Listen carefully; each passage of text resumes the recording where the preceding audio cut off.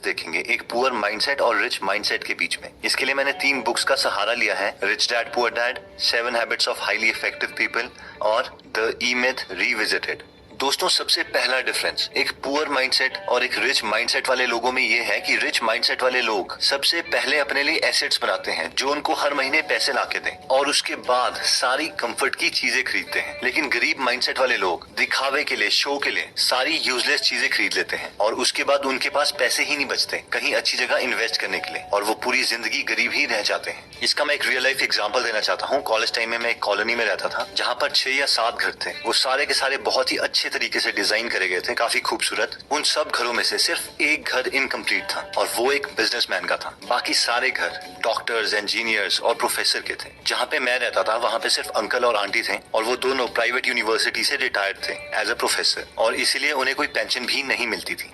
जब मैं पहली बार उनके घर गया था तो मुझे लगा था वो बहुत ज्यादा रिच हैं। उनकी कार से लेके इंटीरियर डिजाइनिंग, फर्नीचर, हर चीज परफेक्ट थी। मैं उनके फर्स्ट फ्लोर में एक रूम में रहता था। मैंने बहुत बार नोटिस किया कि अंकल और आंटी की बहस होती थी पैसों के रिगार्डिंग। कोई भी एक्सेस खर्चा उनके बीच में टेंशन क्रिएट कर देता था। एक बार मैं अंकल के साथ उनकी बालकनी में बैठा हुआ था तो मैंने उनसे कहा कि आपके साथ वाले पड़ोसी ने शायद अपना घर कंप्लीट नहीं किया। तो इस पर उन्होंने कहा, हाँ बहुत कंजूस है, कार भी नॉर्मल सी रखी है, एक ही फ्लोर बनाया है, इनकी वजह से हमारी कॉलोनी अच्छी भी नहीं लगती, पता नहीं पैसे खर्चते ही नहीं। थोड़े महीनों के बाद मैं वहाँ से शिफ्ट हो गया था तो एक बार मुझे अंकल का कॉल आया और उन्होंने कहा कि अगर आपका कोई फ्रेंड है पीजी के लिए तो हमारे पास यहाँ पे वैकेंसी है, आप रेकमेंड कर दीजिएगा। मैंने कहा ओके अंकल। लेकिन मुझे ये बात अजीब लगी कि उन्होंने अगले ही दिन मुझे दोबारा कॉल कर दिया और उन्होंने मुझसे कहा कि क्या आपने किसी फ्रेंड से पूछा? तो मैंने कहा हाँ, लेकिन वो कह रहे हैं कि आपका पीजी काफी कॉस्टली है। तो उन्होंने कहा कि वो तो होगा ही, हम इतनी फैसिलिटीज जो प्रोवाइड कर रहे हैं। और फिर नेक्स्ट डे उनकी दोबारा कॉल आ गई और उन्होंने मुझसे कहा कि हम अपना प्राइस कम करने के लिए तैयार है, आप उन्हें यहाँ पे भेज दीजिए। लेकिन एक्चुअल में मेरे फ्रेंड्स के लिए वो प्राइस भी ज्यादा था और वो वहाँ नहीं गए। जब मैंने ये पूरी स्टोरी को रिच डैड पुअर डैड की थियोरी के साथ कंपेयर किया तो मैंने ऑब्जर्व किया कि सिर्फ वहाँ पे एक बिजनेसमैन का ही घर था जिसका एक फ्लोर बना हुआ था और 1-1.5 साल के बाद वही घर उस पूरी कॉलोनी में सबसे बड़ा था। उन्होंने 3 फ्लोर्स बना दिए थे और वो बहुत ही सुंदर बनाया था। सेकंड, अंकल ने होंडा सिटी रखी हुई थी लेकिन वो ट्रेवल स्कूटर में करते थे। हो सकता है वो अपने पैसे बचाने के लिए करते हों, लेकिन मैं ये जानता था कि बाहर से बेशक वो बहुत अमीर दिख रहे हों, अंदर से उन्हें पैसों की कमी थी जिसकी वजह से उनके और उनके वाइफ के बीच में बहस भी होती थी।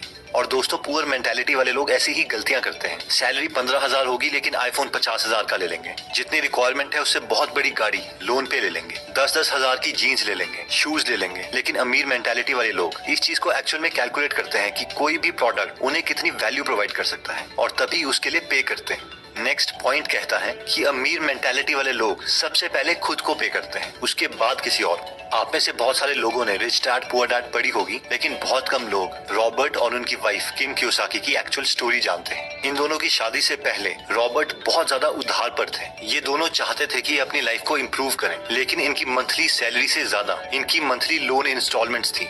लाइफ को इम्प्रूव करें, लेकिन इनकी मंथली सैलरी से ज्यादा इनकी मंथली लोन इंस्टॉलमेंट्स थी जो इन्हें देनी पड़ती थी। लेकिन रॉबर्ट को अपने रिच डैड के सारे प्रिंसिपल्स याद थे जिन्होंने कहा था कि अपने आप को सबसे पहले पे करो। इसीलिए रॉबर्ट कहते हैं कि हम अपनी सैलरी का 20% हमेशा सेव करते थे। फिर चाहे उधार वाले लोगों से जितना मर्जी प्रेशर क्यों ना आ रहा हो, उस प्रेशर को हम एज अ मोटिवेशन यूटिलाइज करते थे और एक्स्ट्रा काम करके इंस्टॉलमेंट्स के लिए पैसा इकट्ठा करते थे, क्योंकि ये जानते थे अगर ये पहले उधार देने लग जाएंगे और अपने लिए कुछ भी सेव नहीं करेंगे तो ये कभी भी अमीर नहीं बन पाएंगे। और बाद में इन्होंने अपने सेव करे हुए पैसों से ही बाकी इन्वेस्टमेंट्स करी और फाइनली मिलियनेयर बन गए। दोस्तों, हम में से मैक्सिमम लोग ये गलती करते हैं। हम सोचते हैं कि हम पहले सारा अपना उधार चुकाएंगे और उसके बाद में सेविंग स्टार्ट करेंगे, या फिर हमारी सैलरी का जितना पोर्शन बचेगा हम उसके बाद सेविंग करेंगे। लेकिन ये सीक्वेंस बहुत मैटर करता है। इवन वॉरेन बफेट बोलते हैं कि पहले पैसे सेव करो और उसके बाद बाकी सारे खर्चे करो। आप मान के चलो कि आपकी सैलरी ही कम है और अपनी सैलरी का मिनिमम 20% हमेशा सेव करो। अब ऑब्वियसली सिर्फ सेविंग आपको अमीर नहीं बनाएगी, उसके बाद आपको उन पैसों को इन्वेस्ट भी करना पड़ेगा लॉजिकली, लेकिन ये फर्स्ट और नेसेसरी स्टेप है अमीरी की तरफ। नेक्स्ट पॉइंट कहता है कि अमीर मेंटालिटी वाले लोग अपने स्किल्स को पूरी जिंदगी भर इम्प्रूव करते रहते हैं। इसी प्रिंसिपल को 7 habits of highly effective people book में शार्पन द सॉ के नाम से बताया गया है। क्या आपने कभी ये नोटिस किया है कि बहुत कॉस्टली प्रोडक्ट्स की एडवर्टाइजमेंट कभी भी टीवी में नहीं दिखाई जाती? कभी भी फरारी वाले आपको टीवी में एडवर्टाइज करके ये नहीं बोलेंगे कि आप उनसे फरारी खरीद लो। ना ही कोई हेलीकॉप्टर की कंपनी या प्राइवेट जेट की कंपनी आपको अपना प्रोडक्ट दिखाने के लिए पैसे खर्च करेगी। लेकिन अब सवाल आता है कि ऐसा क्यों है? मैक्सिमम पॉपुलेशन तो टीवी ही देखती है। ऐसा इसलिए है क्योंकि ये लोग जानते हैं कि जो लोग इन प्रोडक्ट्स को एक्चुअल में खरीद सकते हैं वो अपना टाइम टेलीविजन में वेस्ट नहीं करते। ज्यादातर मिडिल क्लास मेंटालिटी वाले लोग graduation, post graduation, PhD, post doc कर चुके हैं, इसलिए वो सोचते हैं कि वो रेस्ट डिजर्व करते हैं और उन्हें कुछ नया सीखने की जरूरत नहीं है और वो आराम से जॉब के बाद घर में आते हैं और टीवी देख के अपने को रिलैक्स करते हैं क्योंकि वो सोचते हैं वो इस चीज को डिजर्व करते हैं। वैसे ही कहीं मिडिल क्लास बिजनेसमैन घर में आके आराम से सीरियल्स देखते हैं। नई चीजें सीखना उनके दिमाग में प्रेशर क्रिएट करता है। लेकिन रिच मेंटालिटी वाले लोग ये जानते हैं कि उन्हें अपनी स्किल्स पूरी जिंदगी भर इम्प्रूव करते रहनी है। नई चीजें सीखना उनका पैशन है, ये चीज ही उन्हें रिलैक्स करती है। अगर हम बिल गेट्स का एग्जांपल लें तो वो माइक्रोसॉफ्ट से रिटायरमेंट ले चुके हैं। वो एक बिलियनर है, उन्हें कुछ करने की जरूरत नहीं है,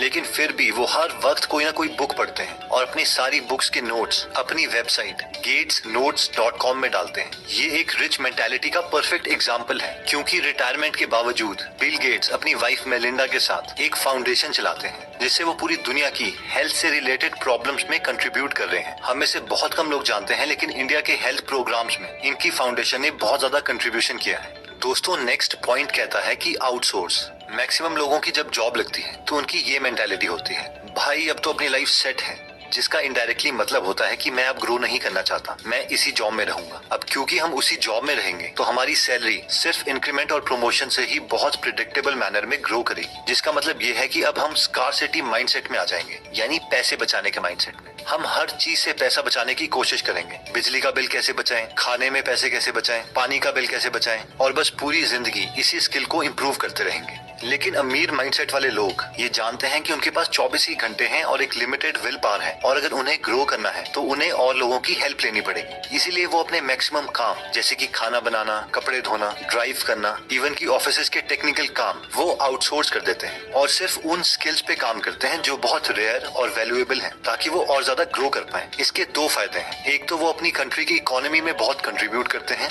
दूसरा इस प्रोसेस में बहुत सारे लोगों को जॉब दे देते हैं। लेकिन एक पुअर मेंटालिटी वाले लोग इन लोगों को देख के बहुत चिढ़ते हैं, यार ये तो बहुत स्टाइल मारते हैं, बिना नौकरों के तो ये काम नहीं करते। लेकिन रिच मेंटालिटी वाले लोगों के दिमाग में कुछ और ही चल रहा होता है। उनका मेन मकसद स्टाइल मारना नहीं बल्कि अपने टाइम को बचाना होता है, जिसे गलत इंटरप्रेट किया जाता है। अब दोस्तों, इसका मतलब ये भी नहीं है कि आप सारे काम को आउटसोर्स कर दो और बाद में घर में बैठ के दोबारा से टीवी ही देखो। इसका मतलब सिर्फ ये है कि अगर आप ग्रो कर रहे हो और अगर आपको और लोगों की हेल्प चाहिए तो आप अपनी ग्रोथ को रोकोगे नहीं और हिचकिचाओगे नहीं और इसीलिए कामों को आउटसोर्स कर दोगे। दोस्तों, नेक्स्ट पॉइंट कहता है कि think win win. Human psychology को समझने के लिए रिसर्चर्स ने एक एक्सपेरिमेंट किया। उन्होंने दो लोग जो एक दूसरे को नहीं जानते थे उन्हें एक कमरे में बिठाया और टेबल पर $100 रख दिए। रिसर्चर्स ने उन लोगों को बताया कि आपको ये $100 आपस में बांटने हैं, लेकिन हमारी कुछ कंडीशंस हैं। कंडीशन नंबर 1, पहला आदमी ये डिसाइड करेगा कि वो दोनों $100 को कैसे कैसे बांटेंगे। कंडीशन नंबर 2, दूसरा आदमी ये डिसाइड करेगा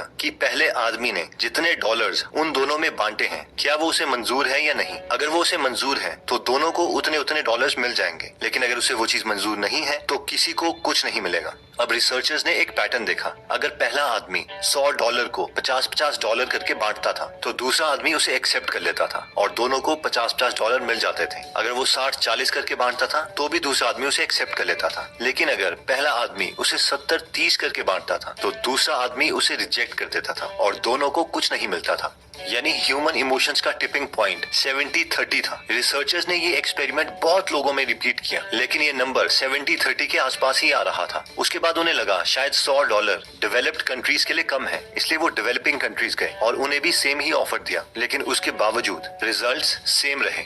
अगर आप दूसरे आदमी होते तो आपका भी यही डिसीजन होता कि पहले आदमी ने अपने को 70 क्यों दिए और मुझे सिर्फ $30, इसलिए मैं भी उसे 70 क्यों लेने दूं। और शायद आप इमोशनली ठीक भी होते, लेकिन अगर हम इसे लॉजिकली देखें तो आपको वैसे भी कुछ नहीं मिल रहा था। आपको सिर्फ हाँ बोलनी थी और आपको वो डॉलर्स मिल जाते। लेकिन मैक्सिमम लोग इस डील को ना ही बोलते हैं और ये पुअर माइंडसेट वाले लोगों की साइकोलॉजी है, जहाँ पे जेलेसी, चिढ़, कॉम्पिटिशन जैसे इमोशंस हैं। लेकिन एक रिच माइंडसेट वाले लोग हमेशा अपना दिमाग यूज करके कोई ना कोई ऐसा मेथड निकाल देते हैं जिससे दोनों का फायदा हो सके। वो विन विन में बिलीव करते हैं। विन लूज या लूज लूज वाली डील्स वो नहीं करते। इवन विन विन सिचुएशन में अगर उन्हें कम परसेंटेज भी मिल रही हो फिर भी वो उस डील को कर लेंगे, क्योंकि वो जानते हैं कि वो हजारों ऐसी अपॉर्चुनिटीज और क्रिएट कर देंगे और अपने लिए और बाकियों के लिए भी एक अच्छा प्रॉफिट कमा देंगे। तो दोस्तों इस वीडियो में हमने 5 पॉइंट्स कवर करें। सबसे पहला था फर्स्ट एसेट्स देन कंफर्ट। सबसे पहले ऐसे सोर्सेज क्रिएट करें जिससे आपको पैसे आए और उसके बाद ही कंफर्टेबल और शो वाली चीजें खरीदें। सेकंड, पे योरसेल्फ फर्स्ट। सबसे पहले खुद को पे करें। हमेशा कोशिश कीजिए कि अपनी इनकम का एटलीस्ट 20% पहले सेव करें, चाहे आप पे जितना मर्जी प्रेशर आ रहा हो। ये मान के चलें कि आपकी सैलरी ही कम है और बाद में उस 20% का कुछ परसेंटेज इन्वेस्ट करना सीखें। थर्ड हमने किया था आउटसोर्स। अगर आप अपने को इम्प्रूव कर रहे हैं और आपको टाइम की जरूरत है तो आप अपने काम आउटसोर्स कर सकते हैं। इन चीजों में कंजूसी ना दिखाएं। फोर्थ, कंटिन्यूसली अपने स्किल्स इंप्रूव करते रहें, नया नया मटेरियल्स पढ़ते रहें। दोस्तों अगर आप फ्री में बुक समरीज पढ़ना चाहते हैं तो हमने गीगल ऐप बनाई है। वो ऐप आप डिस्क्रिप्शन में दिए हुए लिंक पे जाके डाउनलोड कर सकते हैं। और फाइनली आता है थिंक विन विन। ये मत सोचो कि दूसरे को मेरे से ज्यादा मिल गया। आप ये सोचो कि आपको पहले कुछ नहीं मिल रहा था, उसके कंपैरेटिवली अभी आपको कुछ मिल रहा है। और अगर आप टैलेंटेड हो